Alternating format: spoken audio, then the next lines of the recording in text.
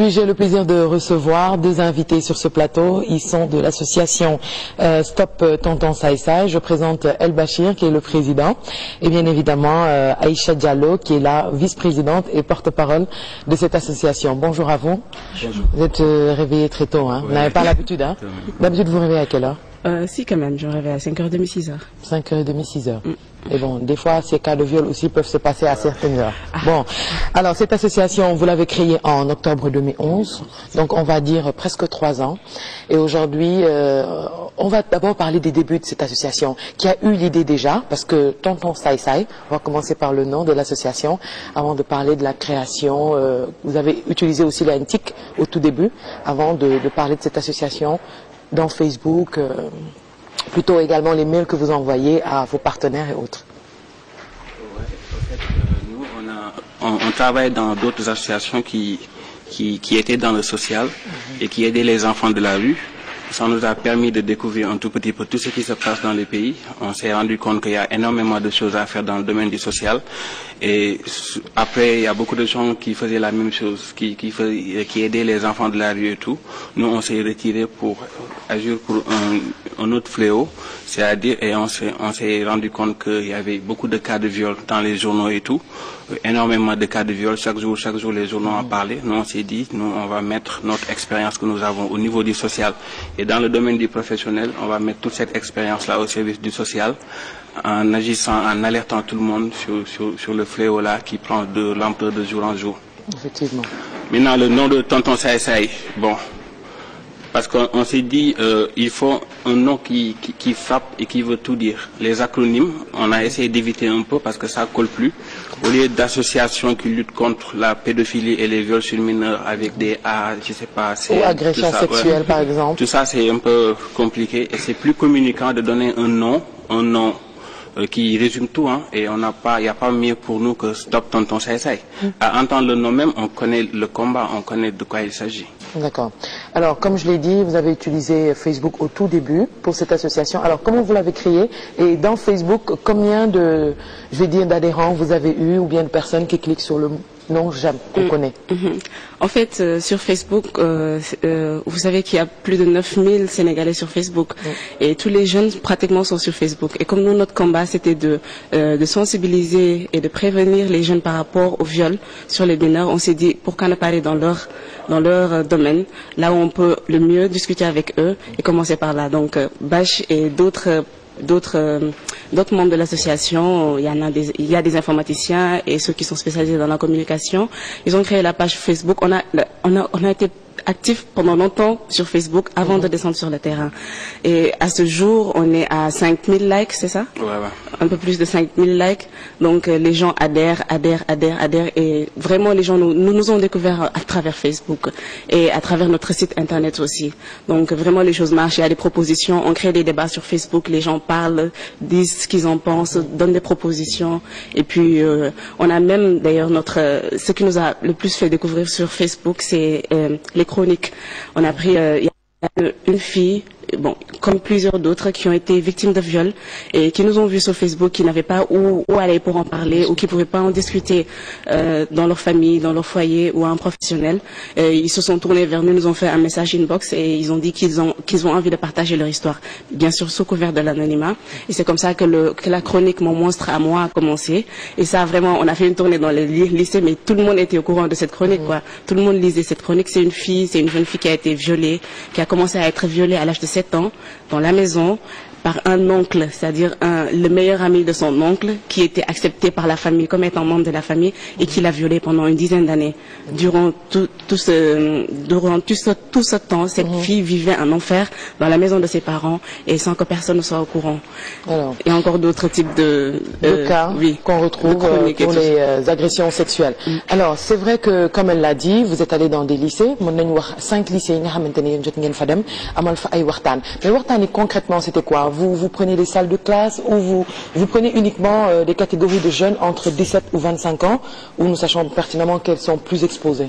Bon, avant les lycées, on avait fait des sensibilisations qui visent le grand public, c'est-à-dire les grands rassemblements, comme la foire de Dakar, comme Sea Plaza, comme Magic Land. Là, on s'organisait, on allait là-bas pour faire des sensibilisations.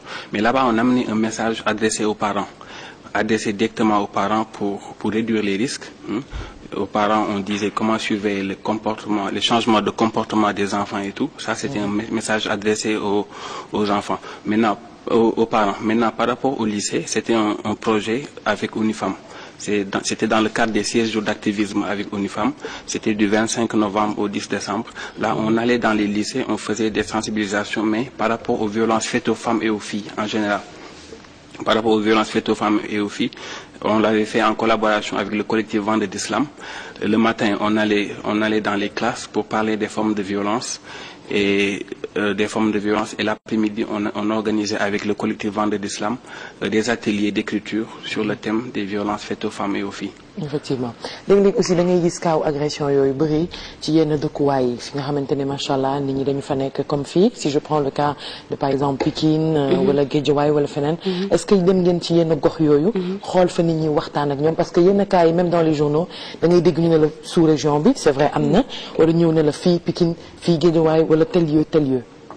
Effectivement quand on parle de viol en fait bu ñu waxu viol ak viol sur les mineurs il y a des zones qu'on appelle ay zones à risque c'est-à-dire c'est la banlieue fi nga xam ne nit ñi da ngay gis ci benn kër boo xam ne y a 5 familles qui habitent ñoo dëkk ci biir kër bi donc xale yi bëri nañu jeunes yi bëri nañu ñëpp amuñu liggéey xale yi demuñu jàngi donc il se passe beaucoup de choses dans ces familles-là et ils n'ont pas ñooñu tout le temps quand il y a des viols wala quand il y a des problèmes xamuñu fu ñuy dem di ko waxi jee wala buñ la boo leen waxee aussi dem leen police dañu naan boo demee police dañ lay sonal da ngay jaabante ba sonn amuñu moyens yi pour dem porter plainte dem ba tribunal gis nga léegi loolu tax ba ñun essayer nañu effectivement à côté de Facebook à côté de Dakar Plateau et tout dañu wax ni il faut ñu dem ci banlieue bi parce que foofu la problème bi gën a métti xam nga loolu moo tax ba par exemple période inondation yi avec am na benn mouvement bi créé woon sur Twitter bu tudd suñu cause dañu organiser benn distribution de dons pour les gens qui ont été recasés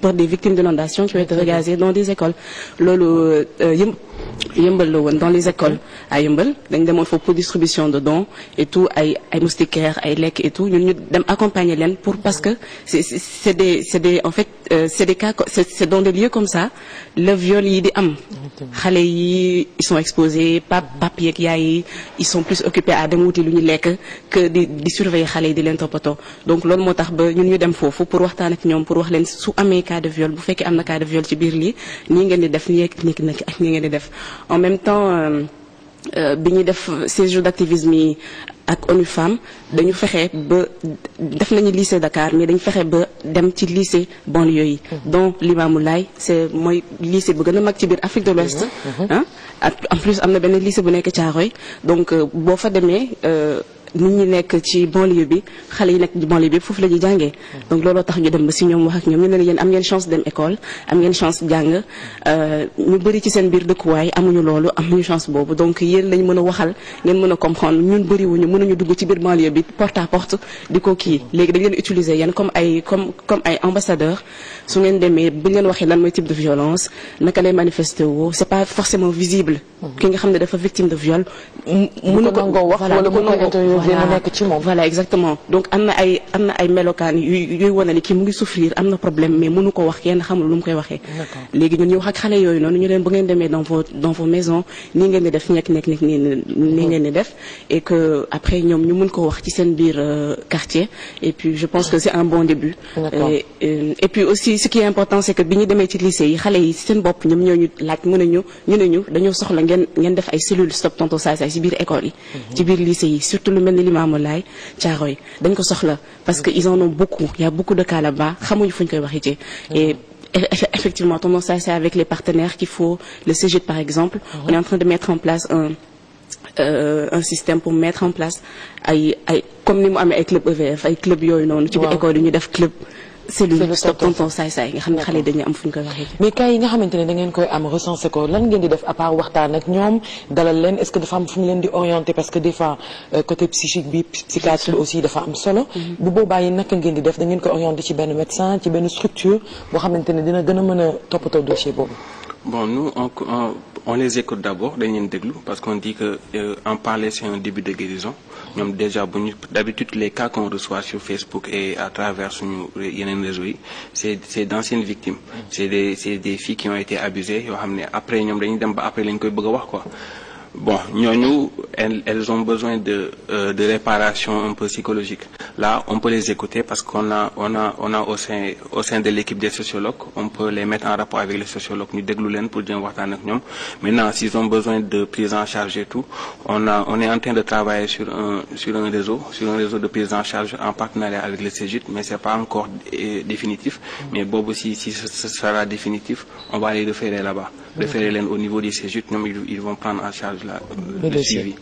Alors, vous organisez une marche le 9 mars. Le 8 mars, c'est la journée de la femme. Donc, je pense que ce sera une continuité. Alors, pourquoi vous avez fait cette marche? Pourquoi ne pas attendre le 11 octobre 2013 pour faire cette marche en général? Alors, marche B, ce qui nous a le plus motivé à faire cette marche, en fait, on a voulu la faire depuis longtemps. Alors, si vous suivez l'actualité au Sénégal, en moins de 2 mois, on a entendu parler de 3 cas de viol. Pas seulement de viol, mais de viol suivi de meurtre. Dont une petite fille de 3 ans à Ross Béthio.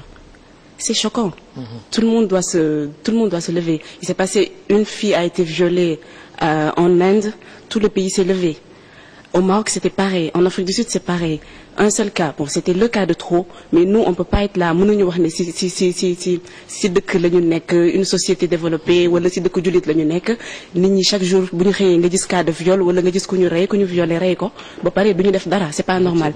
Il faut qu'on def ko, il faut qu'on dise non à ça, il faut que ñu jóg wax nguur gi dafa doy, mais pas seulement nguur gi, mais ñun nit ñi, parce que on peut pas tout laisser à l'État. Il faut que nous-mêmes on prenne nos dispositions pour que yoy qu'on s'autoprotège entre nous. On s'est dit que le 8 mars c'est symbolique, d'accord, mais on a une activité qu'on est en train de faire avec l'ONU Femmes. Ils ont un forum qu'ils organisent le 8 mars.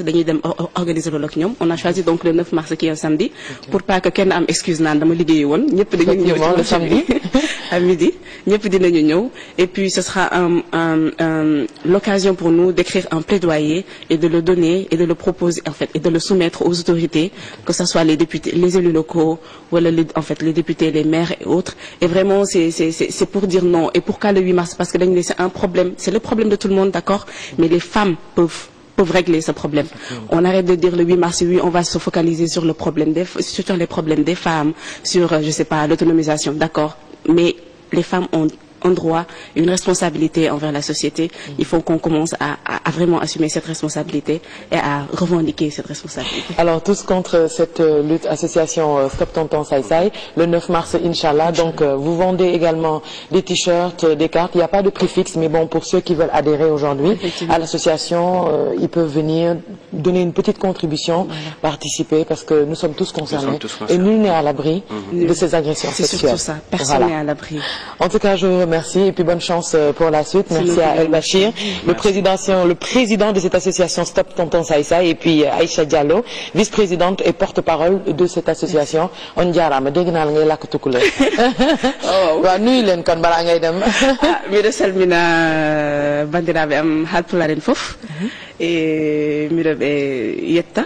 Miɗo ɓe juuro miɗo ɓe ñaago duwaw e combat omen woni wadde mane parce que ko combat leydi Sénégal fof et ko combat aduna o fof vraiment on jarama mona ko ci séréer mani ba du bëgg nga boo xoon ci séréer nag foofu la may dàqale. Merci beaucoup. Tout de suite nous passons à la reste plutôt de ce Good Morning avec les rubriques.